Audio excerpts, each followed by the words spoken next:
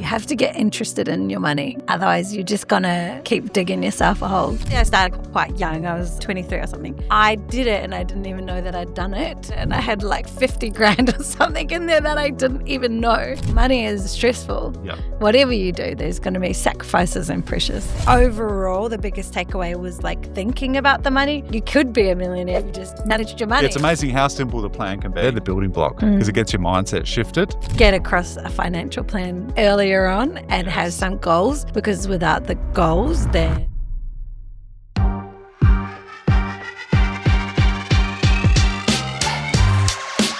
My name's Adam Shah and I founded Low Car Property Group to help fix what's wrong with the housing industry after working at some of the biggest building groups. We started this podcast to share insights, real stories, help clients navigate the industry with real confidence. So welcome to the podcast. Today we've got Tegan Larkins. So you're a mum of two, a partner of a FIFO worker. You have your own podcast, The Mining Mum. You interview mining people, talk about the industry, the pressures, insights.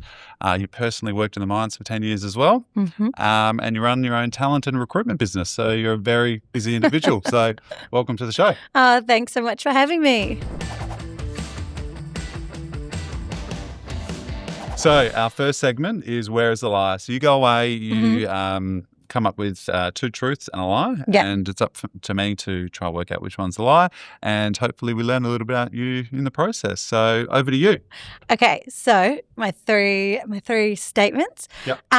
So majority of our deposit for our house was due to the BHP shares. So investing and company. So that's potentially one. Nice. The other one is that we self-sacrificed into our crypto account and made like six figures. Wow. Okay. Potentially.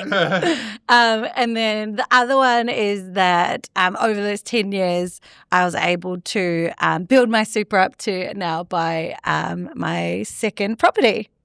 Nice. I'm going to roll with the crypto. Is that the lie? Yes. Yeah, good. Okay. I literally was not good at that one. But I mean, lots of people did. It was convincing, but pretty high risk. Yeah. So, yeah, cool. Yeah. Very good.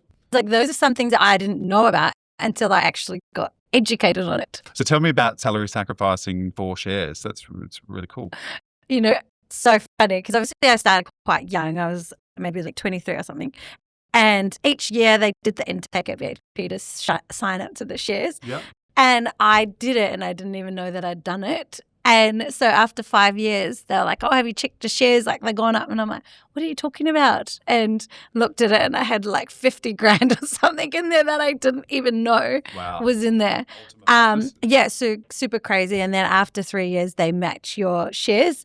So basically kind of built that up over a period of time. And I think after 8 years, we basically used that to help with most of our home deposit, which was so awesome. But yeah, I just thought it's such an interesting thing that I didn't know about because I was never taught that. Agreed. And mining companies have some really great initiatives. Obviously, the maternity leaves are really great as well. But things like this, obviously, you tick the wrong box at the time. And it's clearly the right box which worked for you. Exactly, yeah. But yeah, it's such an incredible thing. And I think it's if you take away that little bit of money each month or fortnight or whatever it is that goes into a savings account, that essentially help you set yourself up and get yourself a property, which is pretty cool. Yeah, exactly. Nice. You were saying you had super and you released that to purchase an investment property. Talk me through that as well. So I'm not actually fully there yet, so I probably could need some guidance. Yeah. So obviously over that time, I was able to build like a significant super account.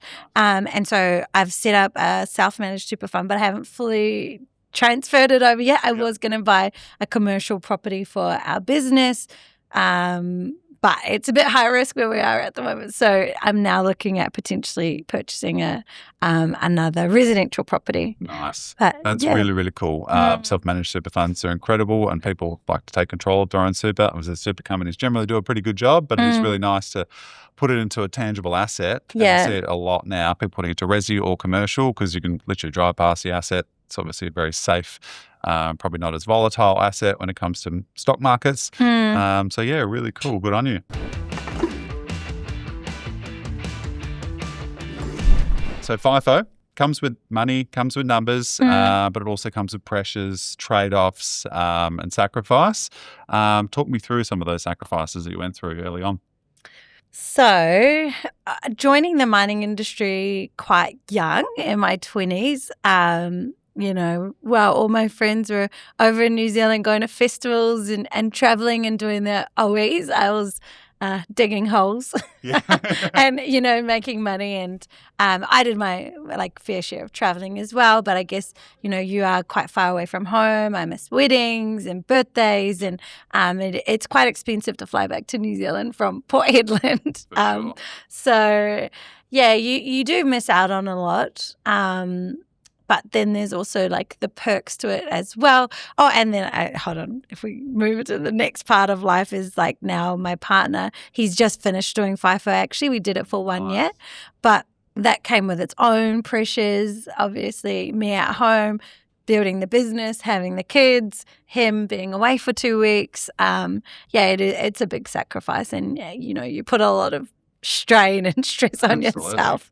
How do you manage the day-to-day, obviously juggling kids, the business, obviously him away? We have some incredible mums that are in our business as well that manage to, I don't know, they've got a superpower being able to juggle so much. But how did you get through it? And are you just the most organised person in the world? Talk me through it. No, definitely type B. So I'm just always winging it.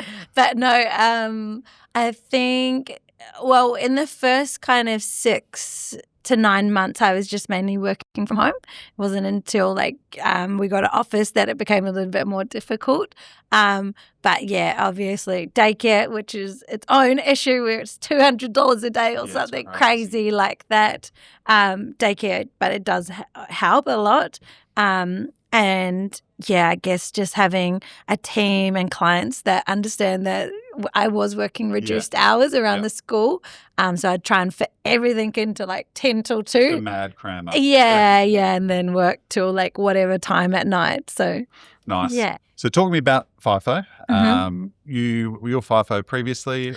We lived residentially in the mining town.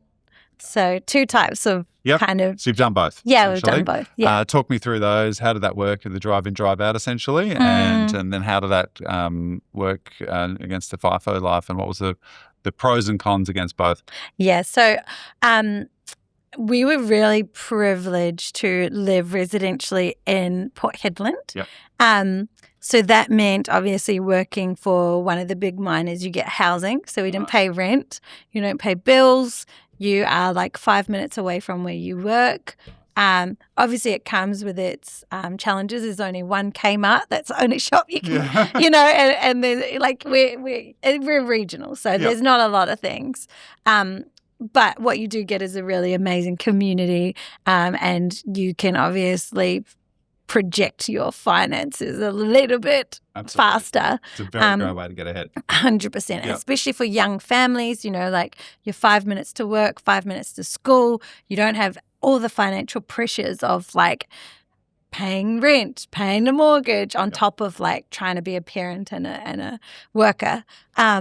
So we absolutely loved being residential. Nice. I think it was a big, big shock moving to the city and then having to pay the mortgage, having to juggle the bills, having to, pay fuel because we had work cars as well. So it's really it's jarring. Wow, life's expensive. I know. And I literally am I actually don't understand how people do it in these kind of times. It's crazy. Yeah. And it is a huge sacrifice, right? A lot of people are like, I want to move to Port Hedland. I don't want to move away from the city. I don't want to move to a regional town. But conversely, you're saying it was amazing and it was a really great community and you made a lot of friends up there and you have a real set level of costs and hopefully you can save a lot and then create a life that you want to create. So compromises often can be some of the best opportunities and then set yourself up for life. Yeah, you sacrifice being away in a regional town with low expenses, high finances, or you be in the city where you pay so much money and then you have that stress of the money. Like money is stressful. Yep. Whatever you do, there's going to be sacrifices and pressures. So, and you would see this a lot, obviously, your experience, seeing the community up there and obviously in your recruitment business, talent business. What's your advice to the young generation about, getting into FIFO, exploring drive in, drive out, or living in the regional town? What would you recommend? Well, there's lots of different avenues to get in. It just depends what type of person they are. I think I am glad that I went in my 20s and I had a little bit more of life experience before you get up there, because it can be, you do have to grow up pretty fast. It's high risk environments. Like you're working, around live equipment. You're working in 40-degree heats. You're working you do have to grow up pretty fast. So you have to be prepared for that as well. I've seen kids come in straight out of school and it be quite a big shock. Absolutely. If they haven't had a job and stuff before, because it's not just going to go work at the cafe. You're out on an actual mine site. It's high risk. You're people, there day in, day out, and nights. It's unsafe. You're working 12 hours. So for the young generation, I would say go to uni, get a job, have a little bit of life experience and be prepared, because it is quite, it's like working on a construction site really as well. Also, when they are ready to get in, I think it's really about if they don't have the skills or a trade, it's about going in with a can-do attitude. Because, most of the entry-level roles is I started as a gardener, you're over a traffic control or a cleaner, you are going to be there shoveling holes. And that's the reality of it. But I get some young people these days I don't want to be a cleaner. I'm what do you want to be? I want to be a truck driver. Have you driven a truck? What kind of license do you have? Have you worked on a farm? Do you actually understand what you're going into? Correct. You've just seen on social media that dump truck drivers make heaps of money, but do you actually even know how to change the oil on a car? Sure. Do you know how to change a tire? 100%. It's just I think the important thing is get up there, right? If you want a career, like you said, pick the time when you feel emotionally right and ready to do it. But get in, start building relationships. Like you said, have a can-do attitude. If people see you turn up on site doing a really good job, I think the leaders in the business are going to see that, and you will grow. And pretty much everyone that I've known in mining that has done a really great job has got an incredible career progression and made such a career out of it. So I think it all falls down to how they turn up and what they put into it. 100%, yeah. A big one is we see a lot of FIFO workers earn incredible money. They have a lot of compromise, a lot of sacrifice, and it comes with we deserve it. So, splashing out, holidays, cars, things like that. How do you see, or how did you balance that, I guess, when you earned really, really great money? And how do you see a lot of people balancing that in the industry? Look, I'm not going to lie, we brought the 200 series and we had the caravans and, we went on the big trips. So we definitely had that whole mentality. I think if I was to look back on what I wish I had known is probably just I wish that we had managed our money from the beginning, brought more investments, still being able to do all of the splurges, but being more strategic. It's crazy to think back on the potential stuff we could have done. So I guess if I was to give anyone advice when they go up there, just get across a financial plan earlier on and have some goals, because without the goals, then you're just gonna keep buying the 200 series. Keep upgrading and keep upgrading, and that's all good to have it. But 100%. You gotta, you should reward yourself after you've made your money work for itself for a little bit as well. We all got to have our fruits of our labour, 100%. But it's the opportunity cost on that money that you could have invested in something else, like buying a 200 series and a caravan. It might be a few $100,000 early on, and then that could have been in a couple of investment properties and what the compounding growth would have been on those investment properties versus a depreciating asset. It's it's pretty wild. And we do see that with quite a lot of clients. It's yes, I understand that you want to go down that path. I understand that you probably deserve to buy some things and get fruits of your labour, but try to put the nest egg away first. get that working for you, hopefully buy a couple of investment properties, and then whatever you earn from those investment properties potentially could help you buy a 200 series or whatever that may be. 100%. So Yeah. build the foundation first. I've always found I've been super guilty of buying really crazy shit sometimes and bought some silly cars and all sorts, and I find it's not as fulfilling as you think it's going to be. Like you get it, it's like the most awesome thing for like 2 weeks, and then you're like, okay, this is just a car. Yeah, I was happy with my one prior. Yeah. You've gone through that exact experience? Mm-hmm. Yes. Yeah. Like we had the 200 series, and we did all the trips, the off-road, and went to Exmouth, but then we were like, look, this is a lot of money. Let's just sell it. And then we sold it and we're going to buy a house. Then COVID came. Wow. Okay. So what did we do with the money? Like, that's the thing. Yeah. I think we just put it on the mortgage or something like that. But yeah, it's like you get to a point that you're like, oh, this is probably not the best idea. Yeah. Like it's 80 grand sitting there that you could have bought another house or something. For sure. So how are you seeing the industry now? Is there a fear for FIFO workers or mining workers that, the window may close? There is volatility within the industry. We have seen mining booms and busts before. Sort of how does that sit with people, and is that in the back of people's minds, or are they just sort of working day to day and don't really think about it? I think since I've been in the industry, obviously there's been highs and lows, and every 10 years is a cycle of like redundancy or transformation, as they call it, and I got one of the redundancies. So usually like I was there when the last kind of cycle happened. Usually it goes down, then it goes up.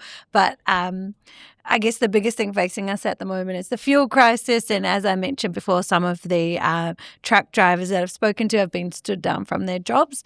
So I think there's always going to be a sense of like that volatility in the market. But, it is a stable industry overall. Like you look what happened in COVID, it was the main industry. We worked every single day during COVID. Yep. Like there was no impacts there. Other than that, we just had to stay in a little bubble and whatnot. But it basically powers Australia. Yeah, so we are the engine room. Yeah, it's the engine room. The government will hopefully always incentivise and encourage the industry to be a high-performing industry like it is. But I think it does identify that there are booms and busts, like you said, and it's like making sure that you have some money there for a rainy day, because there are redundancies that come and go. But you may be able to work for 3 months, 6 months, sometimes at the worst case scenario, and then you get back on. So I think it is important that people always sort of have a bit of a nest egg there for the future. Yeah, definitely. So we're seeing women retire with anywhere from 25 to 33% less super than men, which is obviously an issue. How do you see that being fixed? I probably don't have the answers for it, but I guess like from a overall perspective, obviously women going off to have children, that's going to affect your super. But one thing that I heard recently from someone that I admire, Emma Greed, she's like a billionaire business builder. And so she said women, naturally do not talk about their finances with their friends. So one thing that I've actively been doing with one of my friends is she's ex-finance, and up in the corporate ladder, we talk a lot about like investment strategies and like, she gives me tips on like business stuff, or like she taught me about the super, like how I could turn that into self-managed super fund. So I think one thing on that, although I don't know what's going to close the gap, it's potentially about, opening up open conversations more, because I think women don't talk about finances the same way that men do. Like you'd probably sit at a table with your mates and be like, oh, I'm investing in these shares and these shares and these shares. Whereas like if a woman came in and is like, I made 100 grand on this share the other day, it'd be like looked almost down upon. Yeah. So it's getting rid of, I guess, creating awareness. Yeah, becoming exactly. more open about it, and I guess it being celebrated as well. Like there can be the challenge of tall poppy syndrome in Australia. I think it's not as bad as what people say it is, but celebrating people's success and getting around other women and other people and rewarding them and getting behind them for being successful. Exactly. And there's so many good financial podcasts for women now, books, community groups. I think it's just like traditionally we read books probably about cooking and cleaning, and now it's about business and investing and like leveling up on all different 100%. aspects. So And I think that is the beauty of all the information out there in this day and age. And what we're seeing is a huge shift of single females buying their first home. yeah, amazing. Like a big shift, and it's like getting bigger every year, which is really, really nice to see. And we're seeing a huge amount through our wealth business buying their investment properties by themselves as well, either rent vesting or having their own home and then buying investment properties. Really, really cool. Like we've got a case study that we talk about. Her name was Taylor. She was just turned 18 when she bought her first home, and her parents were talking her out of it, saying, don't do it, which is madness. Anyway, she did, and it was just near sort of COVID time, so just after. Did really well. She's now buying, she actually bought and is building her second investment property as well. So she's like 22, and she's got 2 properties already and probably, nearly $500,000 in equity. And that's just being out there, having a crack, not listening to, I guess, bad advice from friends and family around the barbecue. She educated herself with all the right information that was available, and then listened to people that had the expertise as well, and just took the plunge. So I think it's exactly what you said, just sharing, getting rid of the stigma, just opening it up and bringing it to light. Yeah, 100%. Love it. In your opinion, do you think people go into FIFO thinking long-term, or is it sort of a short-term, get in, get out, make some money, get back? What are you seeing? I see both sides of it. Yep. I've got a lot of friends that have built long-term careers in the industry. But like for myself, for example, I was going there for 1 year to make heaps of quick cash, and then I wanted to leave and move. So the industry does trap you, or not, they call it the golden handcuffs. Yeah. To get used to the income. But then you actually see how good it can be, and you can build a career. So it really depends on like people's goals. I also see a lot of people that have worked there just to go home to New Zealand and build a house and live comfortably and not have a mortgage. And so they have like sacrificed and done it really fastly. So Nice. I see a bit of a mix really. In the, I guess in the business at the moment, I see a lot of people wanting to come into the industry and build careers, even at the later stages of life. They want to come in to kind of like help accelerate their retirement as such. But then you also get the really eager, young, new generation ready to jump in. So yeah, it's exciting. The ones that want to get in, get out, do they have a strategy? Is it like they have an exit strategy? Is it like I'm going to make as much bank as possible and chuck it into some investment properties, get a nest egg? What is their exit strategy? I've seen some really driven people that have come in and, for example, one of our friends, they probably moved over to Port Hedland about 3 years ago. Yeah, and I'm pretty sure they've bought like 3 investment properties. Wow. Yeah, Awesome. and they got 2 young kids. So all in Port Hedland as well, which is probably somewhere that you like it is a volatile market, but it's at quite a low at the moment, which is a good time for them. But what they've done is obviously brought their first one, reinvested, next. And so I'm like, we've been here for 10 years and they got 3 houses and we've got 1. What are we doing with our life? So it's a bloody Land Cruiser. Blame it on that. Yeah, so I've seen that end of it. Yeah. And then I've also seen like the young generation. So actually my cousin's just moved over from New Zealand. Oh, nice. And he got his first job underground. He had a house over in New Zealand as well, but he wanted to come over and rent that out. And he's only probably been underground for maybe since the beginning of the year. And he's already talking about buying a house. He's already saved. He flies to Bali on his days off. So he lives cheaply and he's putting everything back in to buy that next house. So it's really great to see how many people are invested in their future at the moment. Absolutely. You're sacrificing, so why not? Obviously, and he's going to work in Bali. Sorry, not work in Bali, have his downtime in Bali. Yeah. Which is pretty bloody cool. Not everyone can do that. Yeah, but exactly. squirreling away your money and setting yourself up, putting it into property or anything really, just invest it. So you've got sort of money that's compounding and setting yourself up for the future. Really cool. Yeah.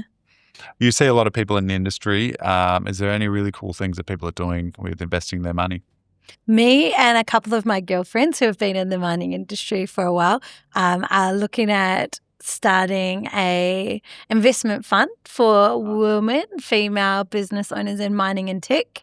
Wow. So we are just kind of nutting out how that will look. But obviously, as you know, like female mining, other than Gina, who's amazing, but female mining services businesses are anywhere between 5 to 10%. Yep. And then also in the tech space, very low stats for like VC funding and stuff in both industries. So that's something we're really passionate about, and I think it'd be amazing because obviously I know how hard it's been to kind of like bootstrap a business, but not just financially, even just from a mentoring perspective. The other girls that I'm doing it with, have long-term business and financial experience. So I love that. yeah, it'd be really awesome. What sort of industries are you trying to crack into with that investment fund?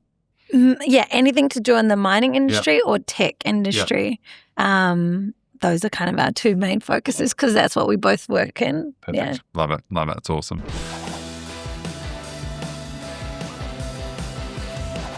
This next segment is Think You're Ready. So some quick fire questions. So think on your feet. I'll go first. Do you think FIFO money creates freedom or pressure? Freedom. Nice. Money is freedom. Yeah. Do you think FIFO families think about the future enough, or is it just about getting through the next roster? When I was in the trenches, it was the next roster, but I think it depends on the family and like what their financial goals are. So what's one piece of advice you've learnt from your podcast that you would like to share with the FIFO community? One piece of advice with the FIFO community, I think get educated. So obviously, as I mentioned, I've talked to a lot of people that have done really well with their money and made it work for them. But then I've also had like friends that have potentially not. And so I think the biggest piece is education and talking to the right people and researching. Like there's so much online now that, you have to get interested in your money. Otherwise, you're just going to keep digging yourself a hole. Love it. Some of these questions are from your socials. So in my late 30s and only just starting to think about investing now, is that too late? It's never too late. We're seeing the average age for people buying their first home well into their 30s now anyway. So it's certainly not late, and we're all living longer as well. So there's the best time to start investing was yesterday. The next best time is today. So 38 or mid-30s or late 30s is still very young. So absolutely get cracking. Yeah, exactly. What do you think women can do to be more financially independent? Like we said earlier, awareness, education, feeling comfortable with having the conversation. And I think male or female, you should be always really exploring your financial security, thinking about the future, putting something away for a rainy day, and trying to use money and potentially other people's money to buy assets like property and allow that property to grow over time and having a compounding effect and, ideally having a tenant paying for that property. So there are fairly simple ways to get yourself really far ahead, but it's just, I guess, creating awareness and exposing yourself to that information.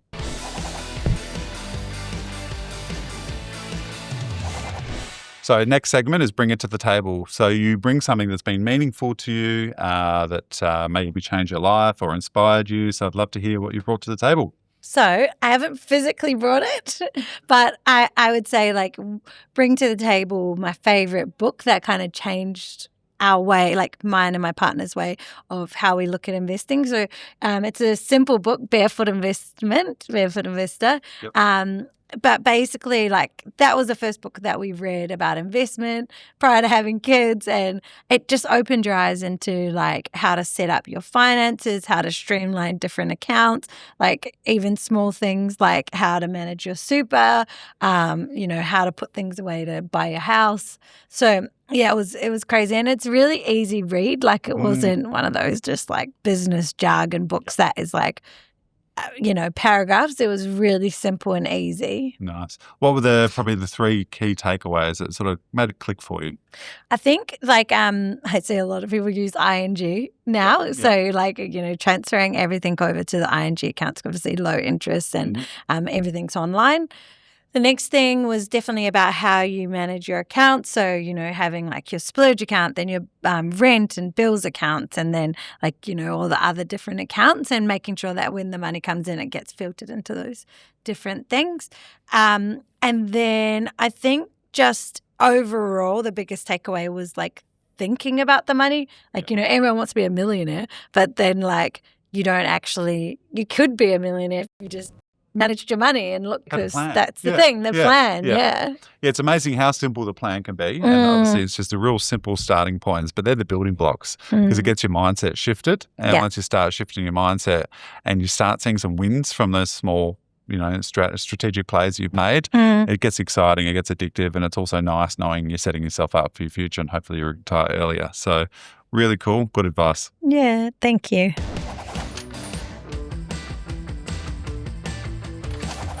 All right, so to lock it up, we covered a lot, really cool. But what we heard today is FIFO people, incredible industry, huge amount of opportunity, comes with a lot of sacrifice. But the most important thing is people need to sort of plan for the future, be financially literate is really important, and making sure that they're setting themselves up for their future. Did you have anything else to add? No, thank you so much for having me. Of course. Thank you so much for coming. Thank you for listening to Own It, Your Property Partner.